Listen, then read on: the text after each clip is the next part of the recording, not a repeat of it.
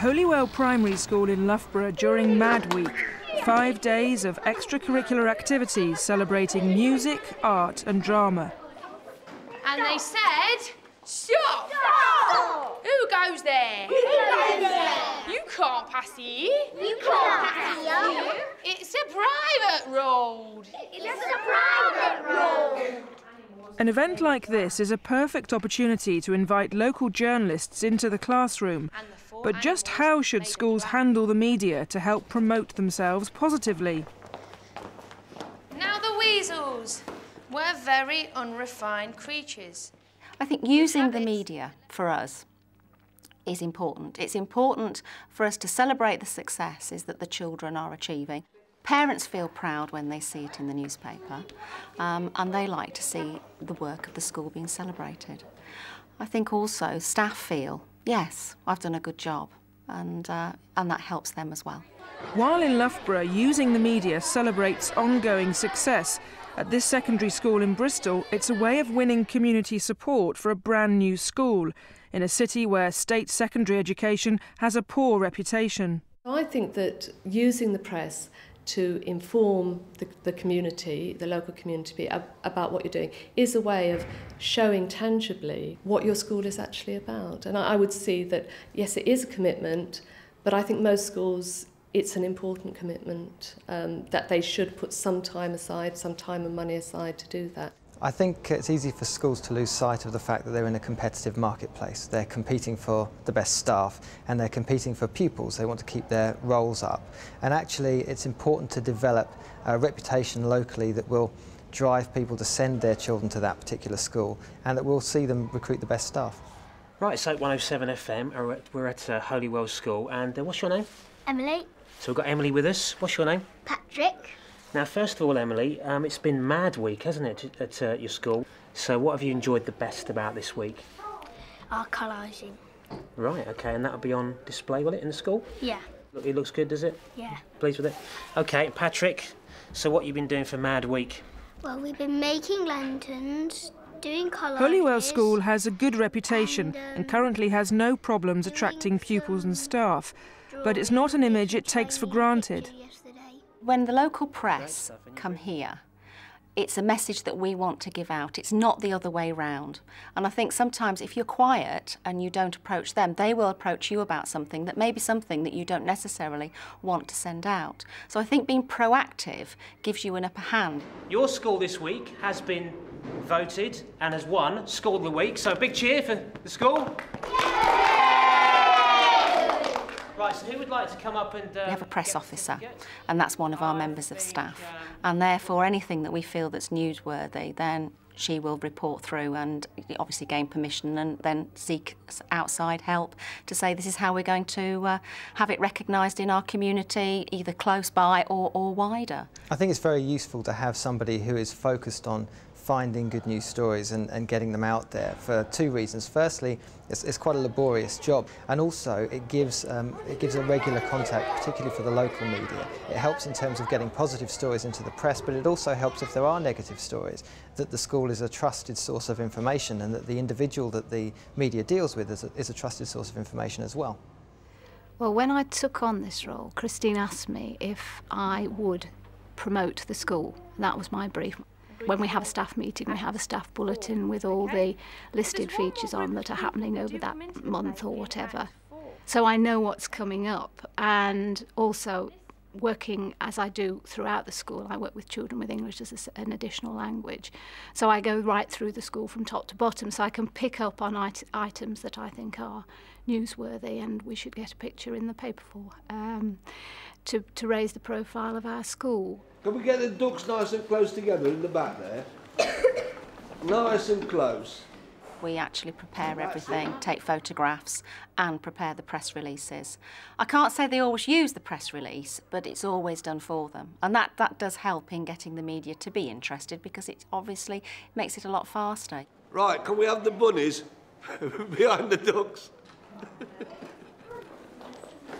In this role, I keep record of all these photographs, I do a little write-up of each thing that happens, and we keep them in a yearbook at the front of the school, so they're always there available for parents to read. But probably the most important thing is that children come along and see themselves in the photographs. They comment on what's been happening.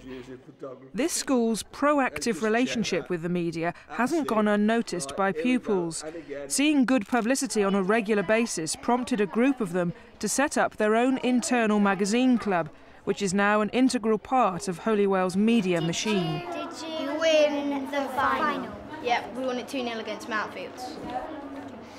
The press pieces that I do for the yearbook and the displays, I also pass through to the magazine club, and then they put their slant on things and they do write-ups and things in there. Well, what I'm doing is I'm writing about this author that once visited our school. It's a very busy job being a press officer, but the thing is to get school colleagues on side, which I'm fortunate enough to work in a school where all my colleagues are very supportive. When I'm not in school, they will take photographs. They will come to me with things, and so that makes my job a lot easier. Here we've got some work. So here we've got an elephant that someone's I think done. because everyone knows what goes on at Holywell, parents are more supportive of teachers. This reputation of being a good school is seen on a regular basis, and just like any other brand name, your name is coming up all the time. And so, given the choice of schools, parents do come to this area. And in fact, in the estate agents we now have on the bottom of houses in the Holywell catchment area. I think you've got to work hard to maintain a good reputation. It does take effort and it does take time. It's easy to say that the reputation of a school is driven largely by the results that it gets. Certainly, that's a huge part of any school's reputation, but there are a lot of other factors, such as, does it have a good reputation for discipline? Is it a safe environment for children? Does it take care of their health and their well-being? Does it have a good record in sporting and extracurricular activities? All of these things are drivers of reputation. The benefits of a positive relationship with the media are clear to this new secondary school in Bristol. Image has been important from the moment the first brick was laid. Support for the school has been huge over the last 3 years since I started campaigning, so we knew there was a huge interest in the school, a need for it. But obviously, prior to appointing a head teacher and staff, we as a governing body had to do it ourselves, and from the very beginning I felt it was important that we did it properly and professionally. So it was very vital that we gave the school credibility from very early on, way before we had any staff to assist us in that. Now the head teacher has taken up the challenge of handling the intense and continuous press interest from the school's temporary home.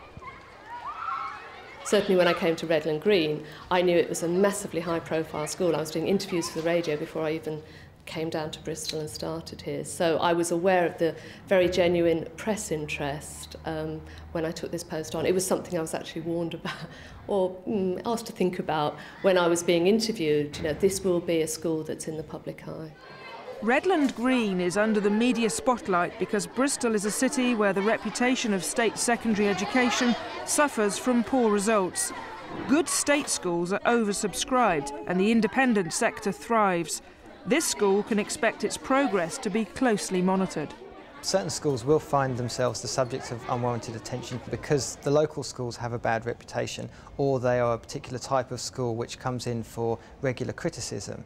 In those circumstances, it's even more important that they can forge their own identity. Actually, that's beneficial for them. It's also beneficial for the area. If a particular LEA has a poor record on schooling and you get a good school that forges a good reputation for itself, over time that will also improve the reputation of the area as a whole, so everybody wins. Good morning. Hello, nice to meet you. Would you like to come meet the students? At the moment, I'm very, very pleased with the coverage we've had in the press. As I said, there are expectations that the school might be selective or elitist in some way, and there are some groups in the community who are not terribly pro the school. However, I think that so far this year we've managed to present a very positive image. I was very pleased with, at the beginning of term, we had newspaper coverage and they actually profiled 3 of our students. So tell me a little bit about why you like coming to school here. Well, it's a brand new start and it's just really fun. All the teachers are very great and it's making loads of new friends and it's very interesting not having the older kids here as well. My attempt to search for press coverage is not just about recruitment, it's actually about informing the community, informing the people of Bristol about what this school stands for and what we're in favour of. I hope it gives a very positive message about state secondary education, and I think that there are some messages out there that secondary state education in Bristol isn't good. I think it is, and I want to show parents and the community that state schools, state comprehensives can be every bit as good as the independent sector. OK, Liam, so can you tell me why you like coming here to school so much? Yeah, as Lloyd said, and Yasmin, it's quite a good advantage that we're the only year, and also there aren't actually any teachers that I properly dislike. That helps, obviously. It's a genuine celebration for our students to say, hey, you've done some really good work, let's tell everybody about it. And it's for their self-esteem, their pride in where they're attending school. I think it's a good thing because then people come to know what our school's about and there's going to be a new school. I think it's exciting coming to a new school that's brand new, not where everyone else has been before. I want Redland Green School to be a comprehensive school.